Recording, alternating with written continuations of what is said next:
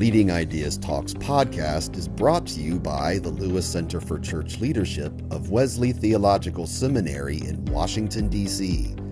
Subscribe free to our weekly e-newsletter, Leading Ideas, at churchleadership.com/leadingideas. Leading Ideas Talks is also brought to you by Discovering God's Future for Your Church. This turnkey video toolkit helps your congregation discern and implement God's vision for your church's next faithful steps.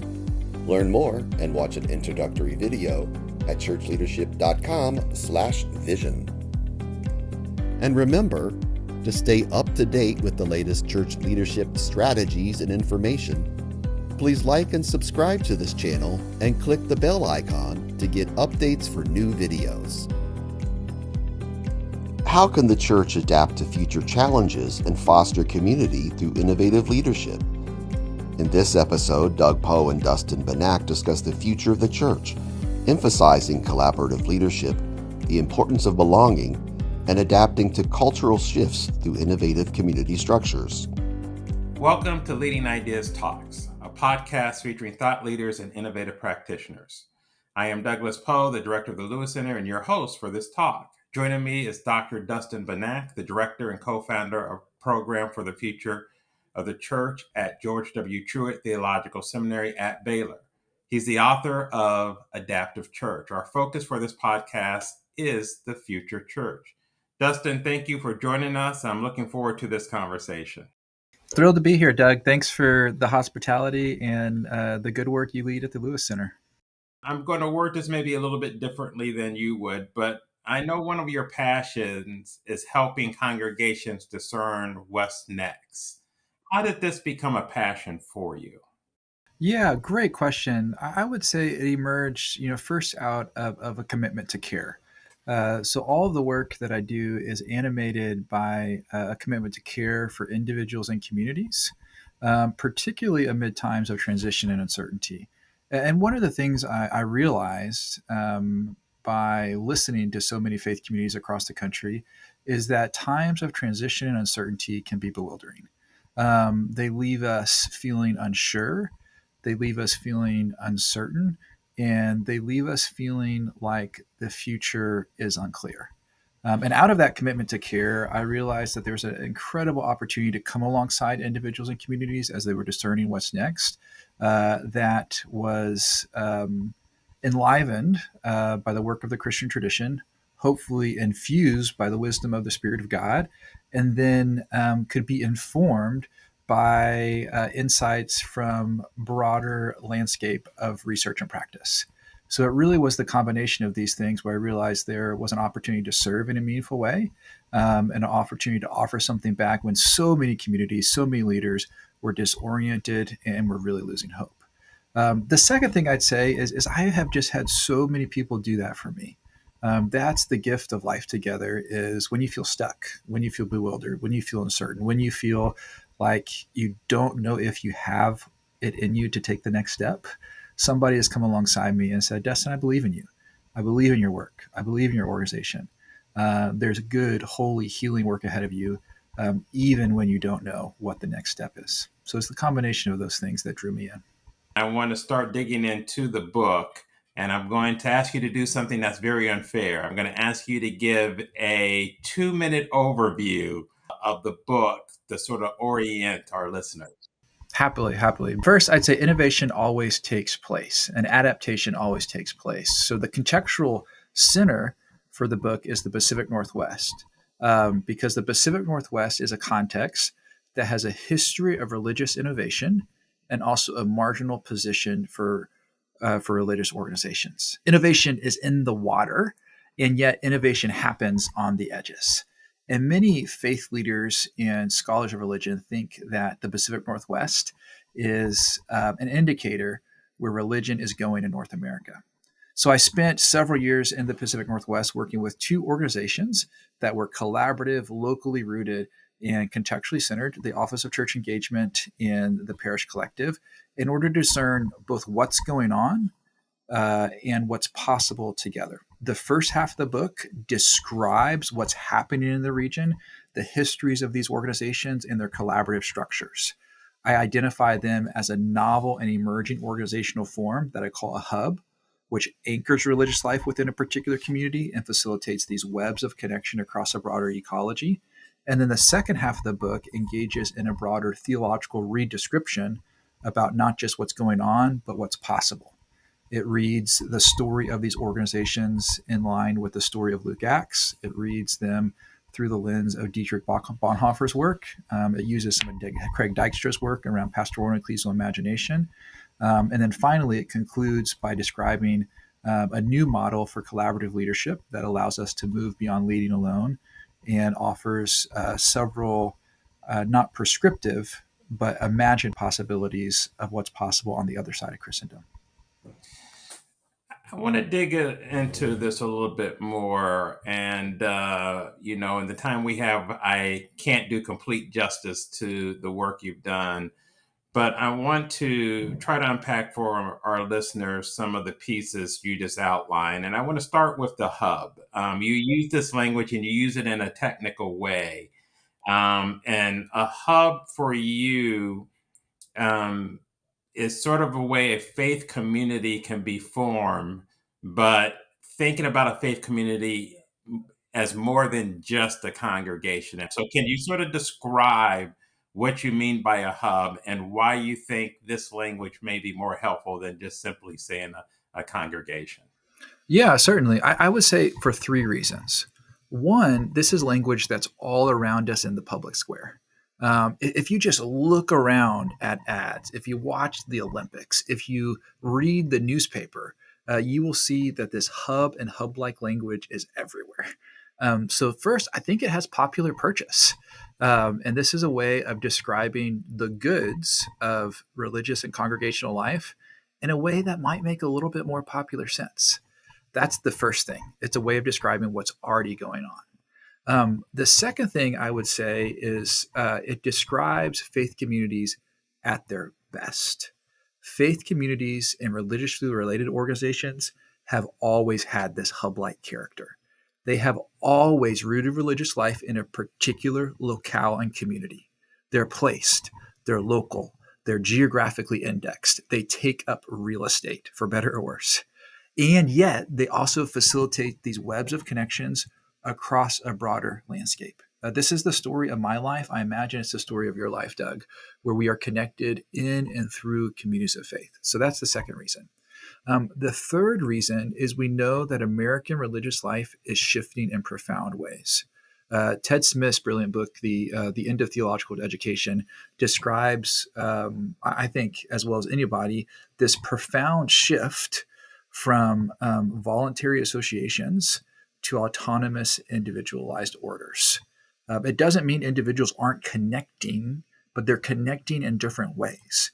And one of the things I think we see in the Pacific Northwest as well as others is people are connecting to these hub-like realities where it's this porous, a little bit more fluid, but still rooted in relational reality that provides a structure of belonging, but also facilitates webs of connection well outside of the building. So, just as a follow up, if I'm hearing you correctly, one of the challenges then of congregations, I'm going to use that language, of congregations is we actually look more similar to volunteer associations, and we look less like what you are arguing for and describing now, a hub. And that if we can move towards the reality of looking more like a hub, we actually would better fit in terms of making those connections that you're talking about. So I say all of that to ask, do you think this is something that we're reclaiming in Christianity, or is this new and innovative of moving towards this idea of a hub? I would say it's always going to be a both and. This is the conjunctive imagination. Like I mentioned early on, this hub-like reality has always marked the Christian tradition. You see this in the story of Luke Acts. That's one of the reasons I I talk about in my book networks in early Christianity, how they function, how they form, how they're carried by stories and letters and particular practices. So faith communities have always had this hub-like character. The forms of faithful witness that have marked moments of innovation and renewal in the life of the faith have always had this hub-like character. There's a density of social connection and also a diversity of connection across communities of faith. Um, and at the same time, I think we are in a moment where this hub-like character needs to be reimagined and re-expressed. This is where, for me, the language of imagination is really critical because it's an invitation to see in a new way. And that seeing that we're invited to do involves looking backwards to see the wisdom that comes from our tradition, looking local to see the wisdom that is embedded in our communities, and also looking forward in a hopeful way about how we together can imagine and renew our faith communities in and through the Spirit of God and for the people of God. So, having said all of that, there are challenges, and you outline these challenges to creating this hub like existence. Can you sort of outline those challenges? And this leads us to then why adaptive change is needed. Yeah, I would say there are a number of challenges that people identify, both in the Pacific Northwest and also in the broader work that I've done since then. I started doing this work for Adaptive Church, goodness, probably 5 or 6 years ago, and asked for a catalog of challenges, and people identified things like loneliness. They talked about identifying and engaging key constituents. They talked about financial resources. They talked about buildings. They talked about isolation. These were the realities that they named in their context, in their communities. They talked about what I called managing transitions and boundary zone work, moving from one way of being to another. And the striking thing, Doug, is when I talk to leaders both before the pandemic and after the pandemic, the same leaders in these communities of faith, I ask them, have these challenges changed? And almost without an exception, they said, no, the challenges have not fundamentally changed.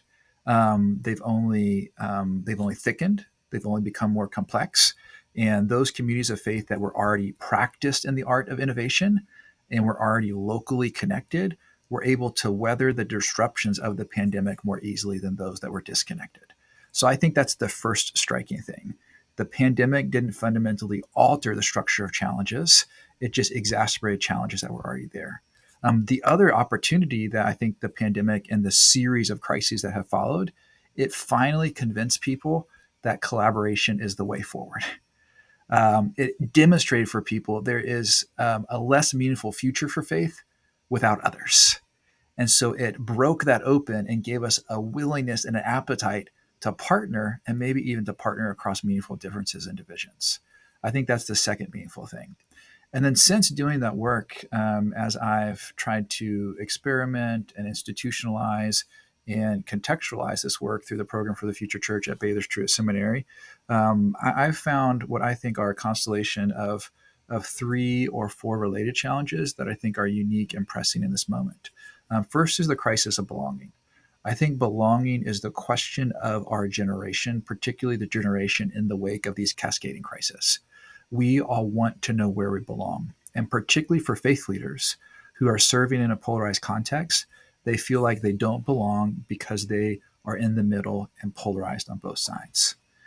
Second, the crisis of loneliness and leadership. So many individuals and so many religious leaders find themselves lonely and lonely like never before. As one of my students said, it is lonely as at the top. The vocation of religious leadership is characteristically lonely and is lonely in unique ways. That's the second unique challenge. Third, I think there's this challenge of mental health and burnout. That's been well documented. We don't need to rehearse that here. But what I think is unique is that this crisis of mental health and burnout is interrelated to these previous crises around belonging, leadership, and loneliness. You find yourself thin and frail and mentally worn out and burnt out when you don't feel like you belong and when you're lonely in your leadership. And then fourth and finally, I think is a challenge and crisis around calling. particularly calling for the next generation.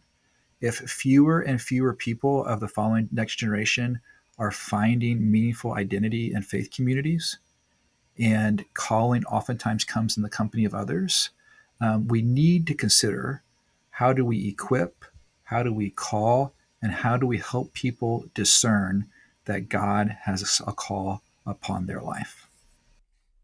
Let me interject here, and I could pick up on all of those, and we talk the rest of the afternoon. But let me think about belonging for a second. You talked about it from the perspective of the leader, and I want you to say maybe a little bit more about being trapped in the middle, because I think that's interesting, given, of course, what is happening in our country now politically and the challenge that presents. So how can a leader create belonging in that situation? The second aspect of that I'm thinking about is belonging from the perspective of those coming to a faith community. So given the fact of all of the challenges you've talked about, it seems like we should do a better job of creating space for others to belong. What do you think are the challenges of why we have not been able to do that as well, given that leaders themselves face this challenge? Yeah, I think it's a reality, Doug. And the first thing I'll say is for those who are listening, I simply want to name the reality and the precarity that you face, particularly if you're a leader who has been serving thoughtfully and faithfully and feel like you don't have a people, or you feel like your people have left, or if you're a person of faith who has been looking for a space to belong, and you just feel like congregations aren't those space. I just want to validate those experiences because it's a reality. And the way I oftentimes think about this and talk about this in a way that kind of humanizes belonging is the air we breathe. We all need belonging. We need it to survive. We don't just need it as a strategy. It's not a growth strategy. It's not a retention strategy. It's not a development strategy. It's a fundamental shared human need that we all need. And that means we need it as religious leaders. We need it as congregants. And the terrifying thing is that those who we disagree with need it as well. Those who we might think of or feel and experience as our enemies, they need belonging as well. So that's the first thing I'd say. At a more practical level, I think leaders can create cultures of belonging by doing a few things. One, telling the truth. I think we have oftentimes proffered a myth that our faith communities offer more belonging than they actually do. So I think we need to tell the truth about where we are. Secondly, I think we need to tell the truth about our own longing for belonging. When I have this conversation with faith leaders, they oftentimes lean in and just almost feel like they have to whisper. Because when you say out loud that I'm not sure if I belong and I don't know where I have my people, you say something that might be true about yourself and true about your world that then means that you have to act in a new way. So tell the truth. Third, I would say find your people and hold on to your people. Wherever your people are, hold on to them. They might be your family. They might be your colleagues. They might be your classmates. They might be people in your city, in your congregation. They also might not be there. I'm convinced that each of us has a people. We long for a people, and we can also create and build spaces of belonging. And that's the fourth thing is I'd say take the first step. We all long to belong. And one of the things I think faith leaders can do is they can build those structures in their congregations and also beyond their congregations. As for people in our communities, particularly in our faith communities, I think there are several practical things we can do. One, we can lean in and cultivate cultures of trust. That means we need to have accountability structures. That means we need to have transparent financial practices. That means we need to support our leaders and have thoughtful, theologically educated, ethical leaders. So build cultures of trust, promote trust. Secondly, I would say show up. Amid the busyness that carries each of us in all of our lives, it's easier not to show up than it is to show up oftentimes. But you will never feel like you will find belonging if you don't show up. Third, take the risk. Belonging is always a risk. It involves offering something of yourself and receiving the gift of belonging for others. So take that risk. Show up. Invite people into your home. Take the risk of inviting somebody to a conversation. And then, fourth and finally, I would say participate in associational life. Belonging happens together. You don't do it on your own. You can't find it alone. You find it in the context of community, connection, and conversation. And you need to participate in associational life to find belonging.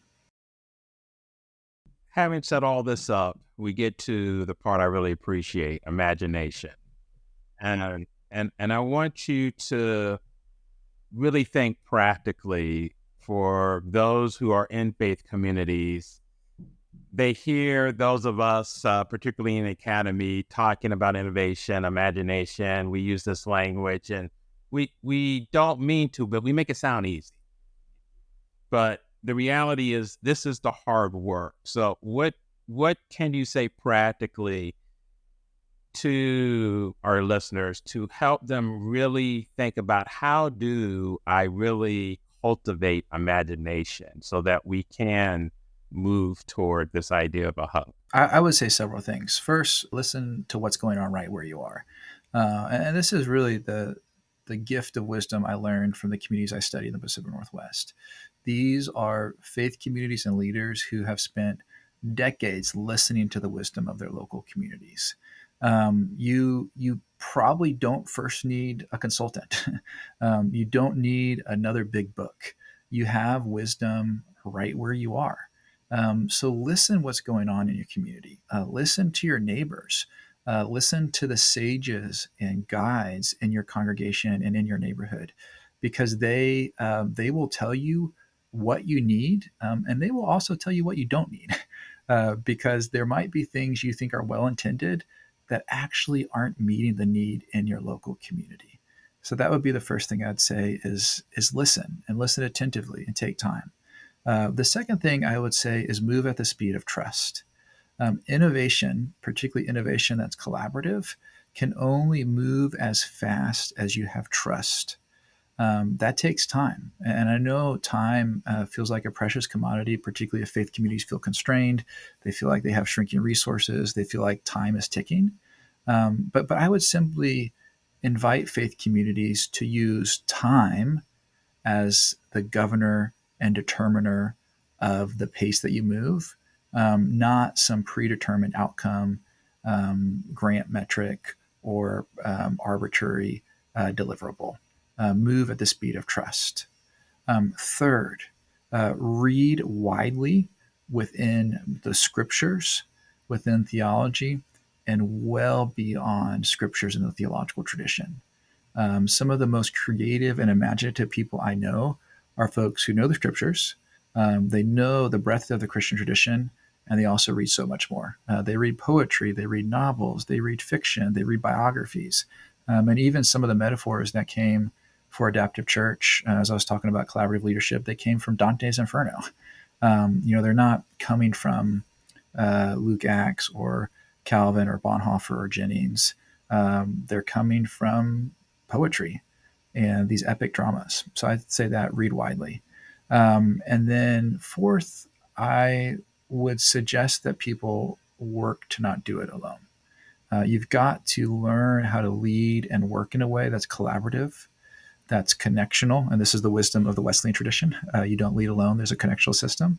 And you allow the wisdom of a collective to enrich and inform your work. And then fifth and finally, I'd say take the first step. Innovation isn't something that moves forward with a clear and fixed and predetermined strategy.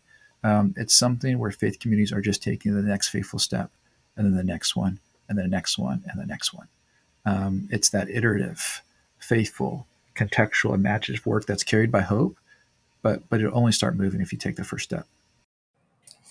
As we get ready to bring this to an end, Dustin, let me end with this. What is the future of the church? What is the future of the church? I love that question, Doug. As we think about the future of the church, and when people ask me to look in my crystal ball and consider what is the future of the church, I simply admit that there is much that we don't know. But we do know that the Spirit of God has sustained the church and will continue to sustain the church into the future. And the one thing I'm willing to bet on and have made a bet on in meaningful ways is that the future of the church will be more collaborative and contextual than it's ever been. So, as we're thinking about the pathways forward for the future of the church, I think some of the best spaces to imagine and invest are in collaboration and in context, because it's through our connections to others that we will discern what the future is. And it is through the places that God has called us and invited us we will learn what is our work to do. Thank you. This has been a great conversation, and I look forward to many more, even though they may not be for public consumption. Likewise, Doug. Delighted to have the conversation. Thanks for the invite. Thanks for joining us for Leading Ideas Talks. Please like and subscribe to this channel and click the bell icon to get updates for new videos.